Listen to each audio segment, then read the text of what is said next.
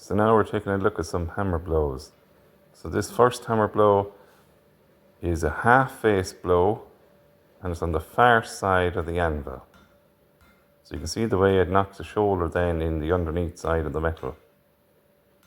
So we tidy it up with a full face blow there, hammering flat on the anvil, and there's our shape that we get. So this might be used to make maybe a long taper on the inner part of the metal. There I'm straightening it up. Full face then, tidied it all up to get the thickness even.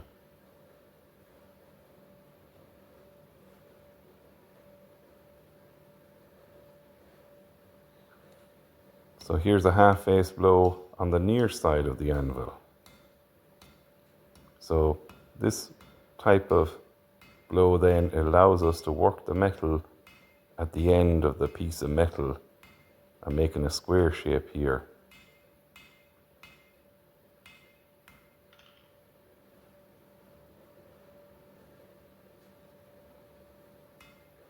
So after I made the shoulder, I lifted the bar up horizontally while hammering and then finished off the piece.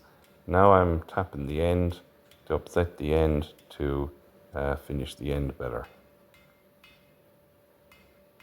So I'm just going back over everything again and again and again until you're happy fully with it.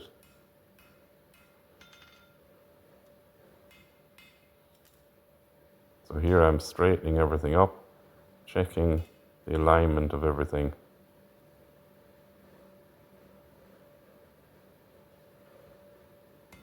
So here's using a round bar. So near side of the anvil, half face blow, and you can see the way then that after I put in the shoulder, I straighten up the bar, and then I'm working the whole end section of the bar that's over the anvil. So it changes then into full face blows to make that square shape on the end of the bar. So again, I keep going back over, checking that the thickness is even, and then I'm getting that nice square shape.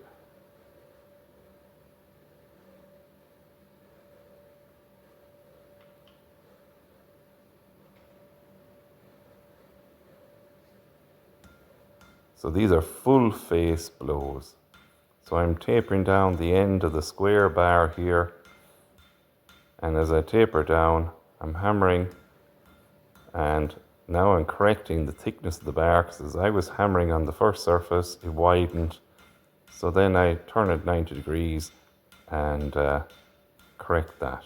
So each time I'm hammering on one surface, then I might turn it then 90 degrees, check, this is the way I want it, correct anything as you go along to make sure you have everything correct.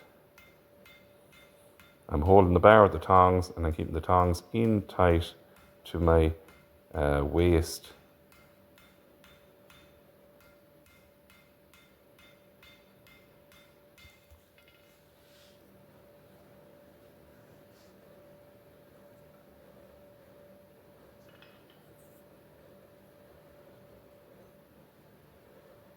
So now I'm going to demonstrate using the different near side and the far side half face blows and full face blow. So here's the near side half face blow, and what I'm going to make here to show making is a tongs. So I'm flattening out the nib part of the tongs here.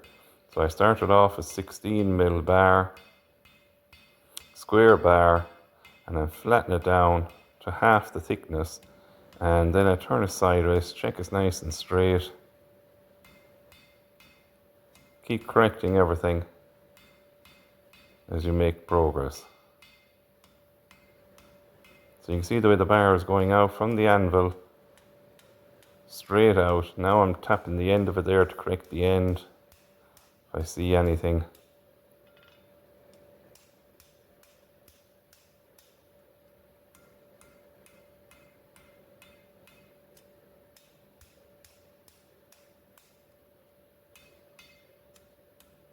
So there, I just corrected a little straightness there.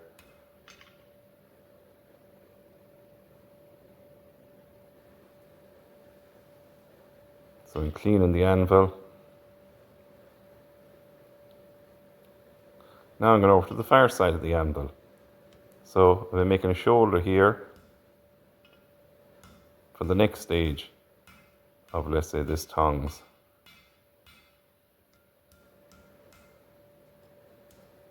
So I'm back here just correcting, checking everything straight and correct. Because when I made a shoulder on the far side of the anvil, it might have distorted the first phase, the first stage of what I made. So now I'm hammering, flattening out, thinning the thickness of the piece. It was 16 mil, so I have to get that down to 8 mil.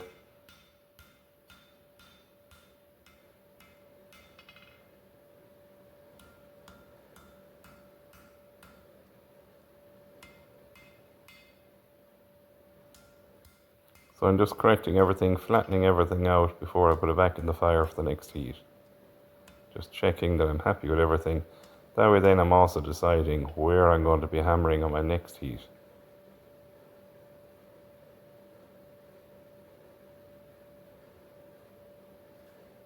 So we've been doing near face, far face, and full face hammer blows all in that one little exercise.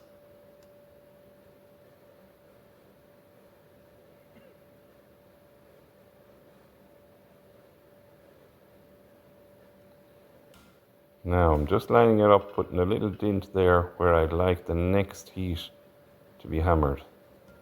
So I've heated it. Now I can make progress, hammering in a shoulder again on the far side of the anvil, and that'll be for the boss where the rivet will go on the tongs.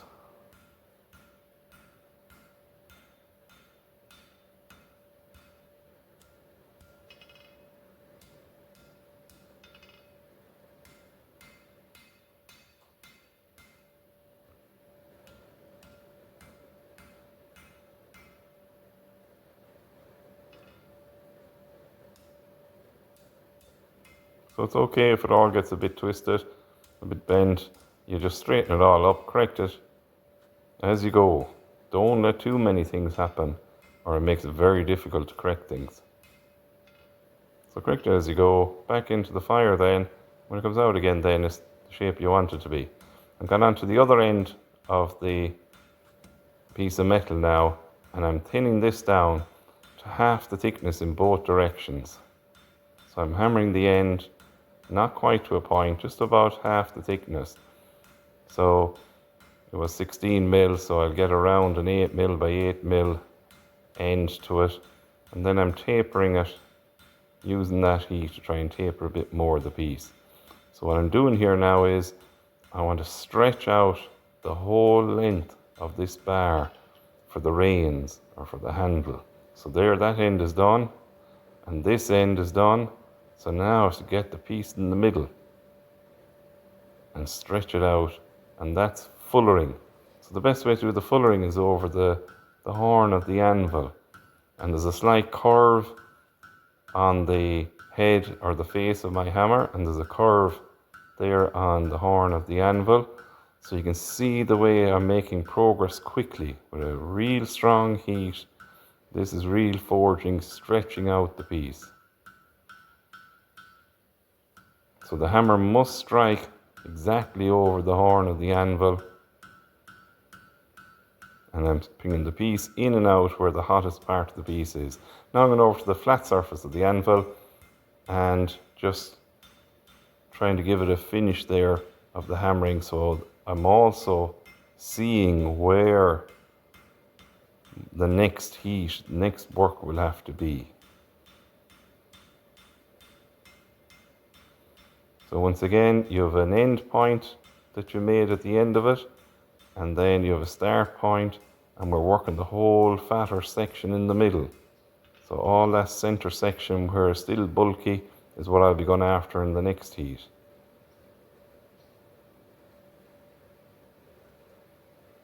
So again, it needs aggressive forging here. So the two curves force the metal out quickly, but we gotta make sure not to go too far.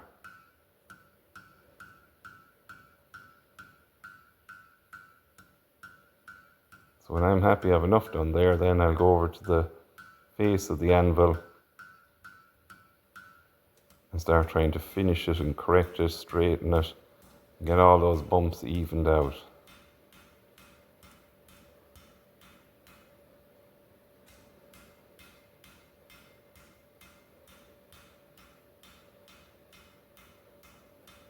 So this is not an exercise we have to make, but it shows how the different hammer blows are used in this one exercise.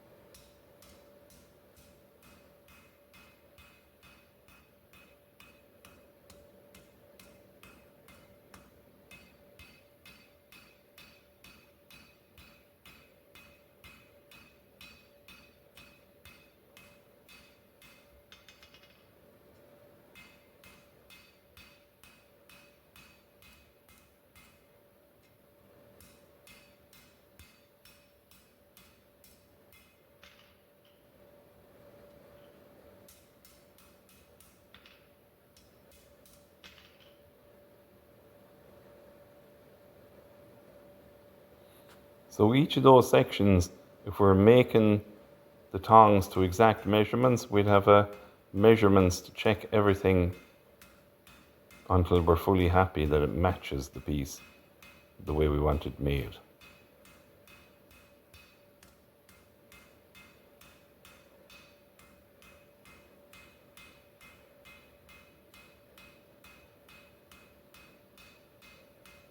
So if a full tongs were being made, we'd make a second one of these identical.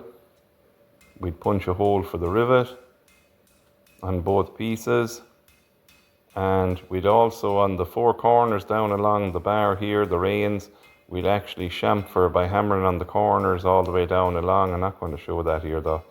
And we would take all the corners off to make it more comfortable in the hands.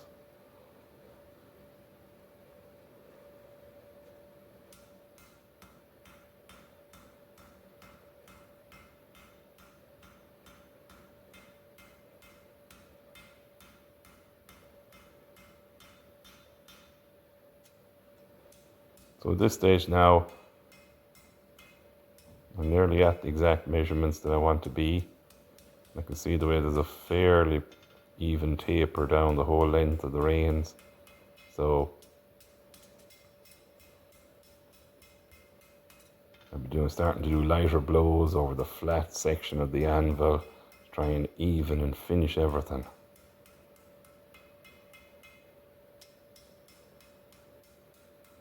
So as I say, it's not an exercise we have to make, but it shows the different types of hammer blows.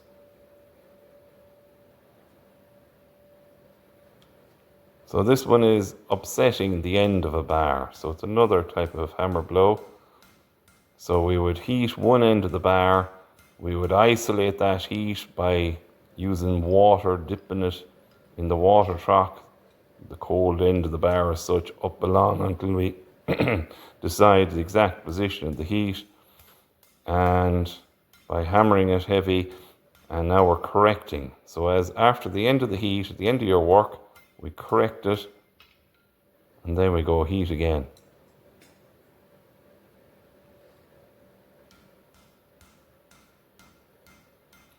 Another method here would be rotating the bar around, hitting from different sides, helps to stop it going to an angle.